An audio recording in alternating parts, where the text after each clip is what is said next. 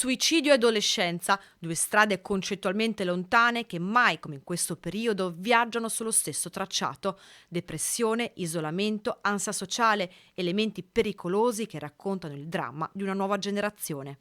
Purtroppo l'emergenza è da alcuni anni che noi la avvertiamo come operatori scolastici ma anche operatori sanitari e devo dire è stato fatto anche un lavoro di rete in questi anni, soprattutto post pandemia, perché i disagi credo che insomma nel periodo adolescenziale siano tipici della persona che è in crescita e che quindi deve anche strutturarsi. Una vera e propria pandemia nella pandemia, considerando che il suicidio è la seconda causa di morte tra i giovani in tutta Europa.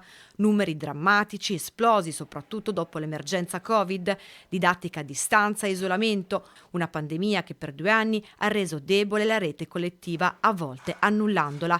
E mai come in questo momento per i giovani la scuola può diventare un vero e proprio salvagente sociale. Questi ragazzi hanno vissuto invece 2 anni con la paura, ecco, di contrarre una malattia, di portare malattie a casa, ecco, la paura dell'altro. Quindi sicuramente ecco, la scuola è, diciamo, penso una dei luoghi dove i nostri giovani ecco, possono crescere e formarsi una personalità migliore. Giovani che tentano o si tolgono la vita, un'emergenza sociale che riguarda anche la Marca, come ci racconta la cronaca dell'ultimo periodo. A Spresiano, la tragedia di Francesca Tagliapietra, giovane ballerina con il sogno di diventare étoile, continua a sconvolgere l'intera comunità. All'interno della grande offerta che la nostra provincia ci offre di servizi c'è bisogno di attivare un dialogo con le famiglie innanzitutto, le prime che possono accorgersi di gesti che rivelano